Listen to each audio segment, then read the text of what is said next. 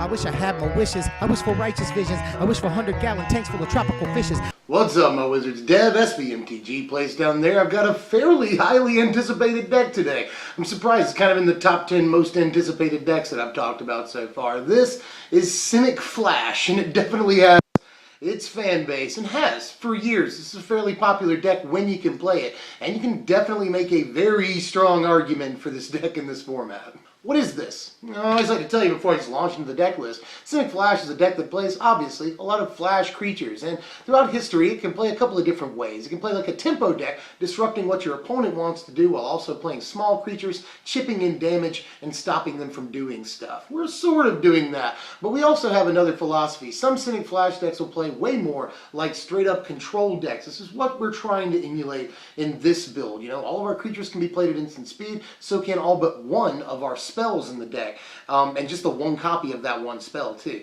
So we have like 8 different removal elements in the deck. We've got something like 14 different counterspell type effects in the deck. So we play very much like a control deck. It's sort of an aggro deck for control players, or I guess even maybe a control deck for aggro players. You can put it that way. We go ahead and hit you with the creatures. There's 18 of them. That's a lot of creatures with flash in the format, and there's even more you could play. I just think these are the ones that I think are most important to play. 4 copies of Dimensional Infiltrator so that we have a flash 2-drop creature. And yeah, we have the mana in the mana base to activate his, protect himself ability and exile things off the top. We have the mana for it, but mostly he's a 2-mana, 2-power flash flyer. His stats are amazing. It's exactly what the deck wants. We can play him anytime we want. And yeah, I don't see any reason not to play him. We need a 2-drop with flash that's reliable, and this just has all the things that you'd want it to have, even if you never activate his protection ability there, his actual onboard ability. He's still a really, really good creature, and he gives us a sort of flexibility where we can play like aggro against certain decks, and like control against other decks. Playing this as a blocker, this can be used as removal in the early game. That's pretty cool. Or just playing it at the end of their turn so we can swing in as soon as we untap and draw a card. So, yeah, Dimensional Infiltrator has been pretty darn good so far because he's super flex, Again, even if you never activate his ability, he's fine. 4 copies of Harbinger of the Tides, a no-brainer in the deck. It's either a solid 2-drop creature or a very good 4-drop creature with flash. Either way, when it comes into play, it's going to bounce a guy that's tapped at least, And that works against stuff other than things that have attacked you, namely Jace. If they tapped their Jace and haven't flipped him yet, Harbinger can bring him back to their hand, which is sometimes a relevant situation, Harbinger is just a good turn 4 play to help remove a guy for a turn or two, And if we bounce a guy to their hand, there are definitely times where we can just counter it if they try to play it again. So just lots of versatility in Harbinger. He is a dream card for the deck. 4 copies of Bounding Krasis in the deck. Bounding Krasis is awesome. We can either untap one of our own guys, put him back on defense, or, very likely, we will tap one of their guys down when they declare their attack step. They declare attackers, or declare attack step. And then, you play your Bounding Krasis, tap a guy down, he's effectively removed from combat. And, you've got a fat blocker, too. So, Bounding Krasis is pretty darn good. Or, again, with all these guys, you just flash it in at the end of their turn, and then swing for 3 when you untap and draw a card. So, yeah, Bounding Krasis, man. I mean, he's, again, just a dream creature for the deck. A 3-mana, 3/3 body is already good. Plus flash is what the deck wants, and that extra ability is like, it's delicious gravy. 3 copies of Silumgar Sorcerer in the deck, a counter spell, basically. Where, like I said, we're playing 14 counterspell type effects. This definitely factors in.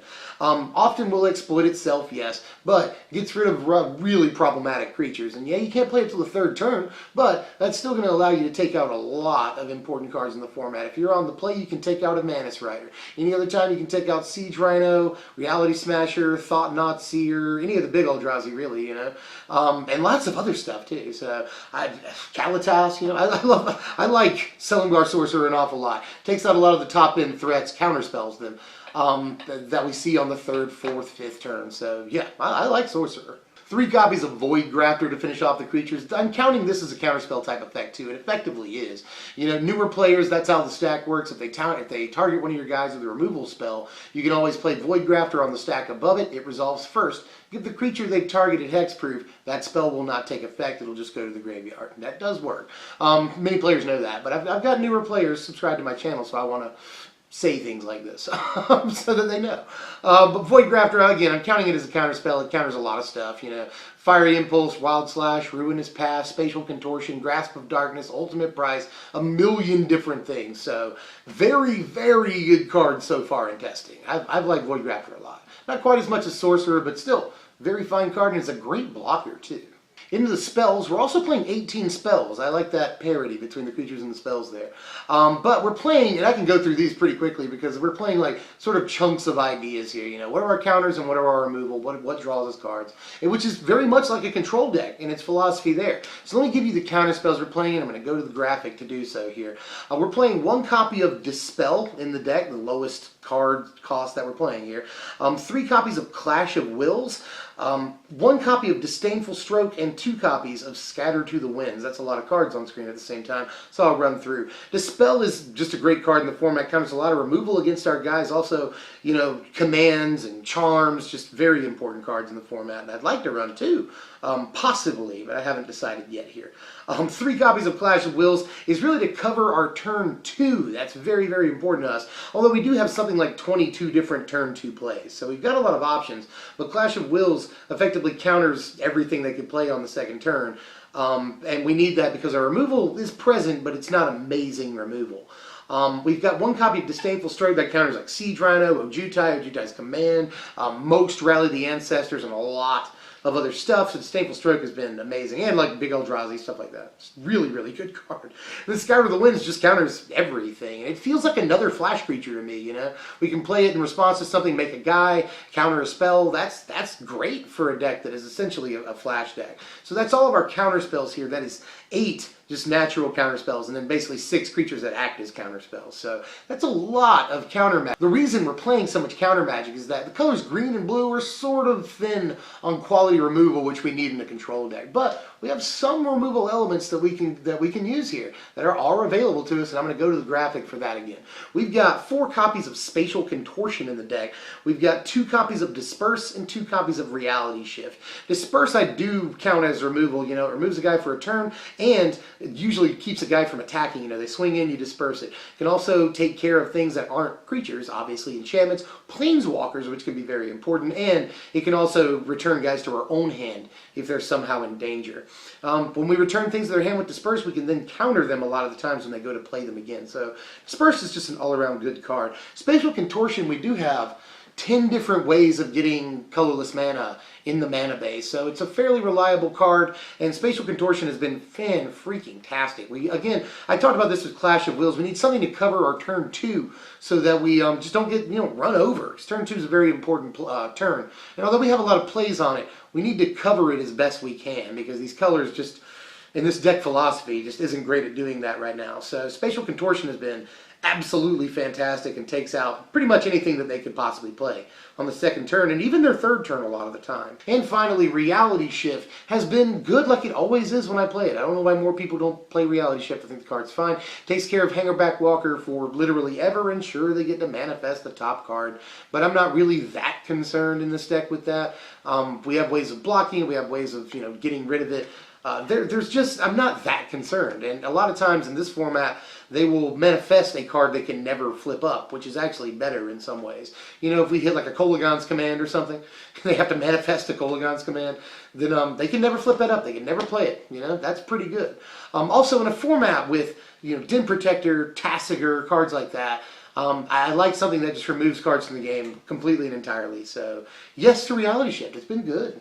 And finally, to finish off the main deck, we have to play some cards that draw us cards. It's important to have card advantage. 2 copies of Anticipate, which is card selection, really.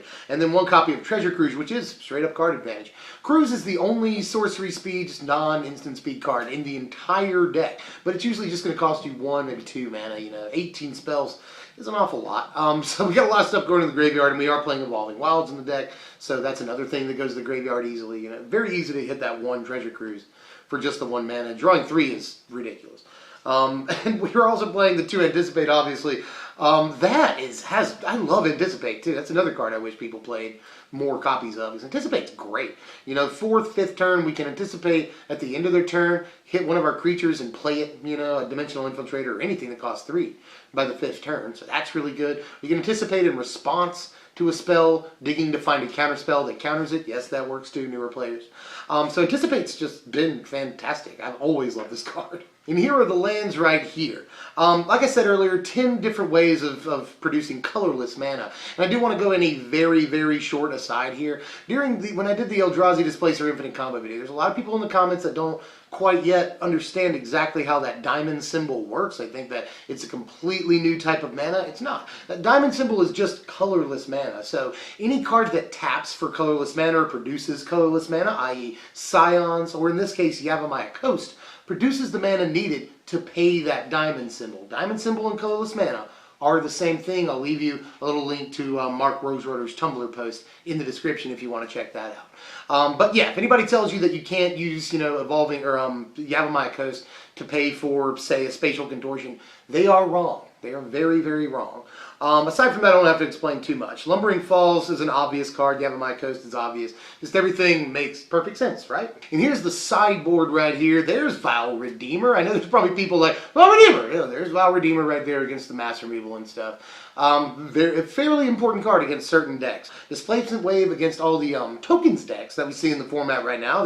There's a rising tide of tokens decks, and this takes out all the tokens very, very well. Warping Whale, pretty obvious. Again, kills Jace, that's cool. And sorcery speed things, Master Removal, yet another tool against that. And Encase in Ice, I almost put in a 1-of in the main deck. Encase in Ice is that good. There are a lot of, colorless creatures floating around in the format, and, this doesn't take out Jace or anything, doesn't tap it down. But against the decks that we really care about having to beat, we have bad matchups against the Tarka aggro a lot. We really need to be able to do more things against that deck. Although we do play a decent tempo game against it, we need to have a few more options. And Encase in Ice is a great option against that deck. Also takes out, Siege Rhino, Manus Riders, a lot of things it takes out. So I love Encase. And here are your power rankings. Here, a fairly solid score for a budget deck of 60 points. 60 points is fine for a deck that's just going to cost you like 20 bucks. I think it's like $20 or $25 on TCG Player right now, something like that. And most of that cost is in the land base. The land base can cost as much as like $10. That's almost half of the deck there. So, if you wanted to throw in, Islands and Forests instead of Lumbering Falls, you could probably pull that off and end up paying way less. So, yeah, 60 is not bad. We're fairly versatile. We've got good defense and fair to middling offense. But you notice most of our stats are either average or just north of average. Only one category here is not a 5 or a 6. And that's because the deck is very middle of the road, and it's kind of hard to evaluate, It's got at least some of everything in the deck. There's some defense, there's some offense. There's a very, very middle ground deck here. And I'll say this, the first time you pick up this deck and shuffle it up and play it, it's going to seem weird the first few games, but you get used to piloting it. And this is the kind of deck that is very, very skill intensive, so you have to play a few games with it before you really start realizing what you're supposed to do. The deck has a lot of different options on any given turn. Should I counter a guy? Should I play a creature? Should I wait to play this creature? Should I block now? There's a lot of different options and avenues, and so it, like I said, rewards a lot of playtime. That's all I got for now. Sleeve that up, take it to F&M. Not going to cost you that much, and it's definitely a deck for a certain kind of player. You're not totally an aggro player. You're not totally a control player. That's a little boring and slow. Aggro's a little too, cut and dried for you. All that makes sense. This deck is very, very complex. So let me know how you feel about it, because I actually think that it's, it's got potential. It definitely does.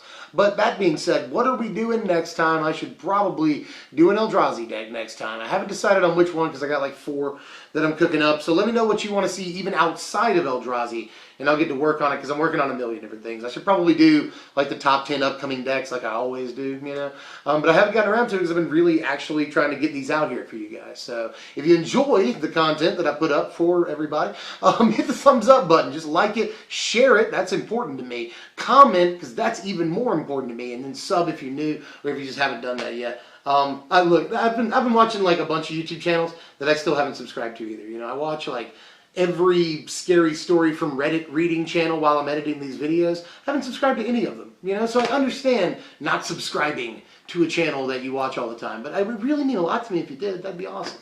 Anyway, I'm Dev from SBMTG, and like always, thanks for watching, my wizards.